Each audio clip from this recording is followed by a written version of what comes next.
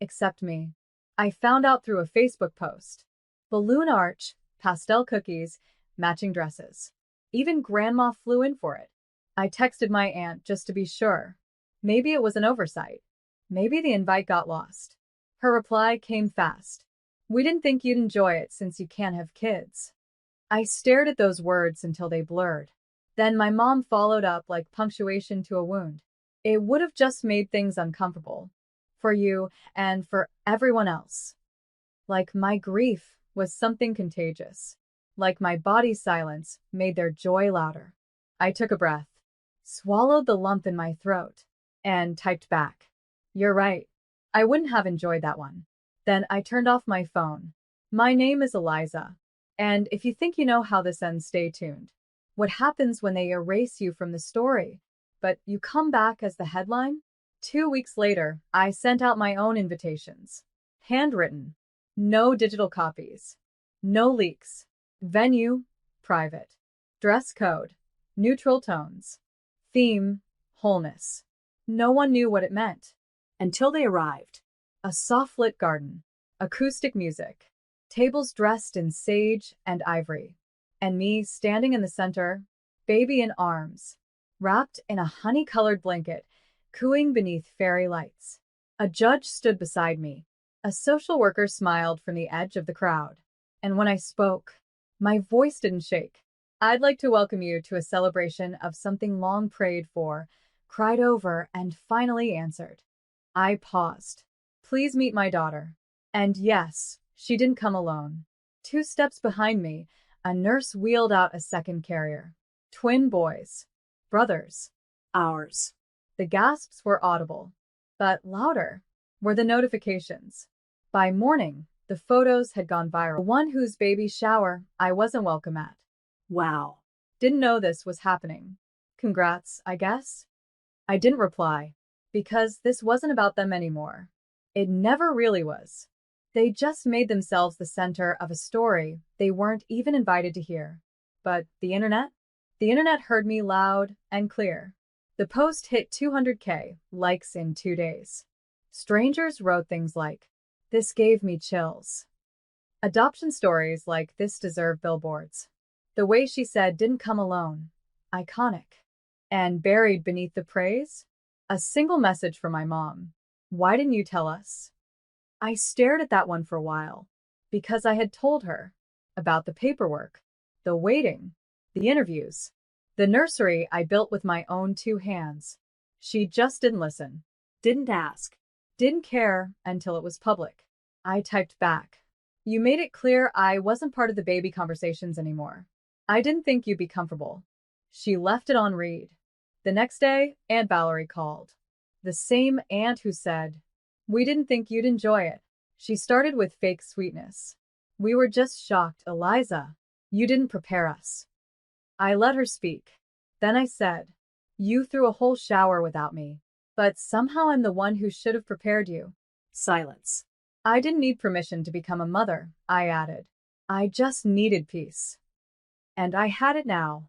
The twins were small, fussy, unpredictable, and perfect. Their cries filled the house with something sacred. Their bottles sat where wine glasses used to be. Their presence rewrote every definition I'd once been handed. And in the stillness of 3 a.m., as I rocked one and hummed to the other, I whispered something only the walls heard. You were worth every room I was left out of.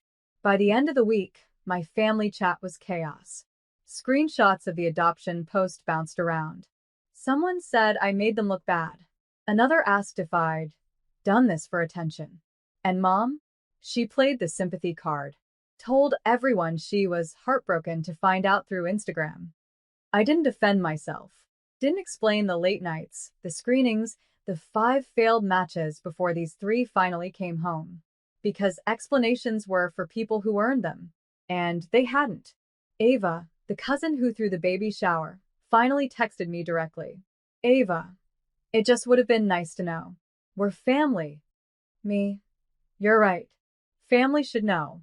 So why didn't I? She never answered. Instead, Mom called the next day. No hello. Just, You could have waited until after the holidays. It was a lot. I almost laughed. They excluded me from every holiday, every baby event, every conversation about real motherhood. Now that the spotlight shifted, suddenly I was too much. So I told her calmly, "Don't worry, you won't have to make space. We're building our own traditions." Then I hung up. That night, my doorbell rang. It was Aunt Valerie, holding a teddy bear and a cake from the store. I opened the door slowly. "We wanted to welcome the babies," she said. "We," as in the same people who didn't want me in the room 2 months ago. I looked her in the eye and said, "They're asleep, and I'm not interested in sugar-covered guilt." She blinked. "I'm trying." I nodded. "And I'm resting." Then I closed the door, locked it, and returned to the nursery, where my 3 children breathed soft and steady beneath a mobile of stars. They didn't need cakes. They needed presents. And mine would never be optional again. After that night, the silence got awkward. Not peaceful like before. Awkward, like a room full of people pretending they didn't choke on their own judgment. No more texts from mom. No breadcrumb. A like here, a vague story post there. They were circling, watching, waiting for me to fold. But I didn't. I was too busy memorizing bottle schedules, learning lullabies, and falling in love with chaos. One afternoon, I posted a video. All 3 babies giggling on the play mat, drool and squeals and pure light. Caption: "My miracle times 3. It went viral again. Hundreds of women messaged me privately. Infertility warriors. Single mothers. Foster to adopt families who'd been made to feel less than by their own blood. One message stuck with me. "Your story is the first time I didn't feel ashamed. Thank you for making space for us." And that's when I knew this wasn't just a celebration. It was a reclamation. I started writing. Late nights after the babies were down. Stories. Essays. Posts about what it means to be a mother without biology.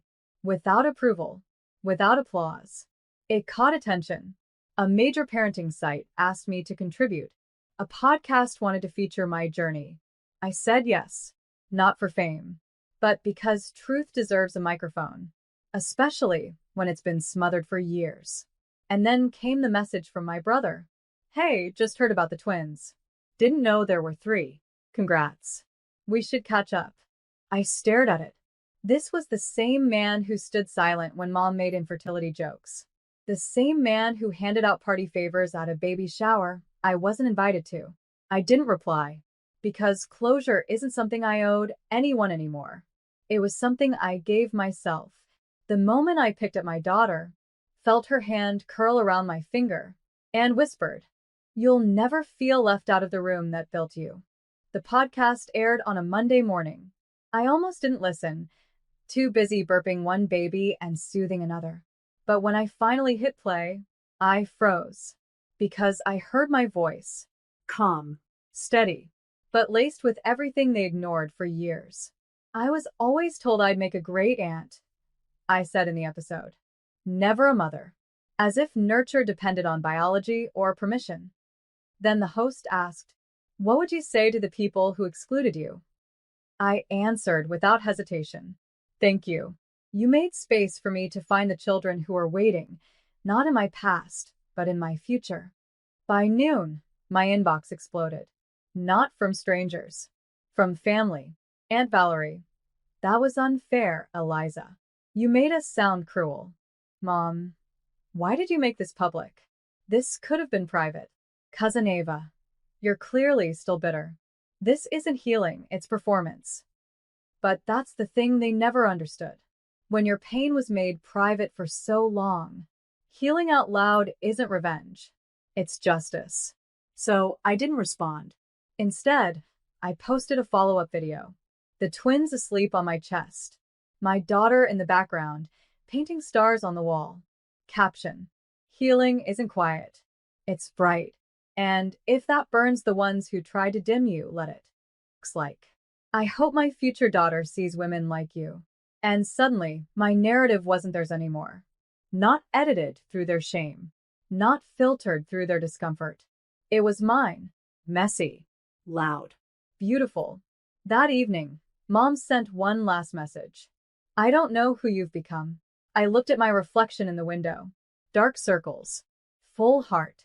A woman holding 3 lives together with nothing but love and grit. And I whispered to the glass. Me neither.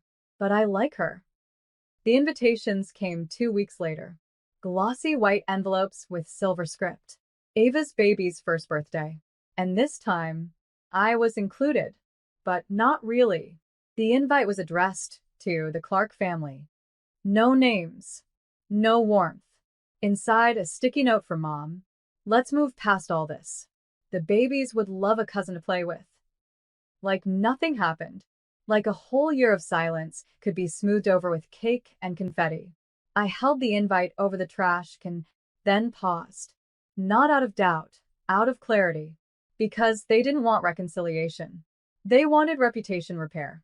They saw the headlines, the podcast, the TEDx invite that just landed in my inbox. Suddenly, I was valuable. A good look, a photo op, and I had no interest in performing for a family that only loved me when it was convenient. So I didn't RSVP. Instead, I bought balloons. Not for them, for us. A quiet celebration in our living room. Finger paint.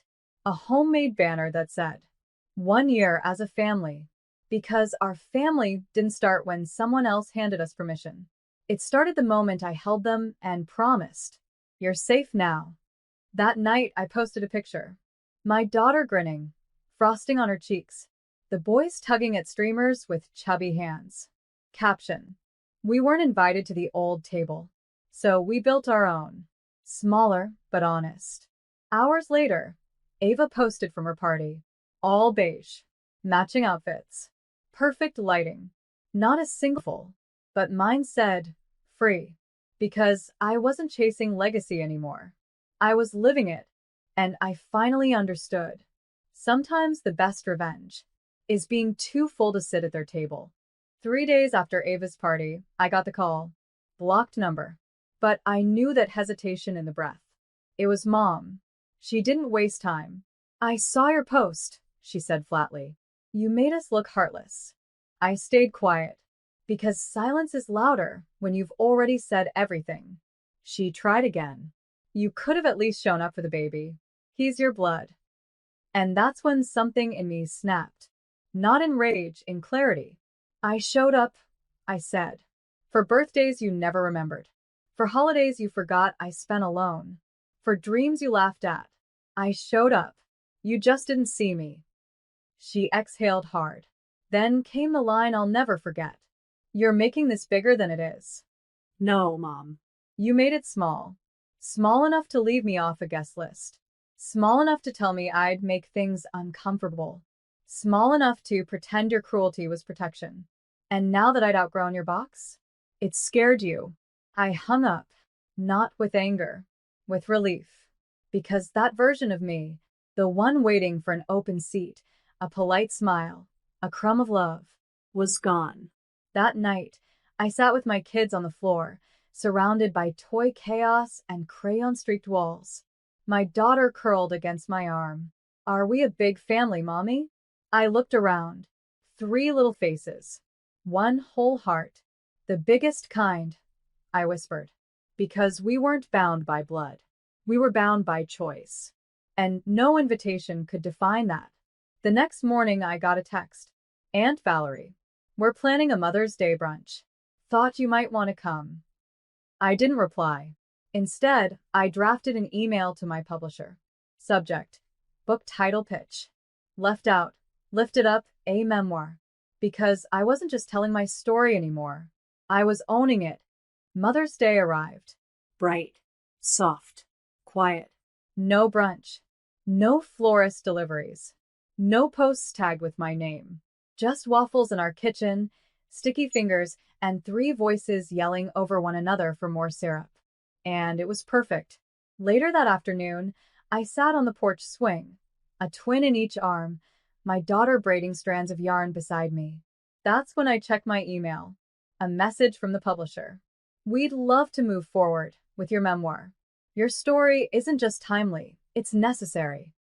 I stare at those words for a long time, because for years I believed my silence was protection. Now I saw it for what it was, a cage. And every time they called me bitter, too much, or difficult, what they really meant was, you stopped letting us walk over you. The book would tell the truth. About infertility, about adoption, about being left out, talked over, and then expected to return smiling for cake. But more than anything, it would be about building your own damn table, even if you have to carry the wood yourself. That night, I posted one final photo. My kids asleep on the couch, a book draft on the table. The caption? They said I wasn't a mother.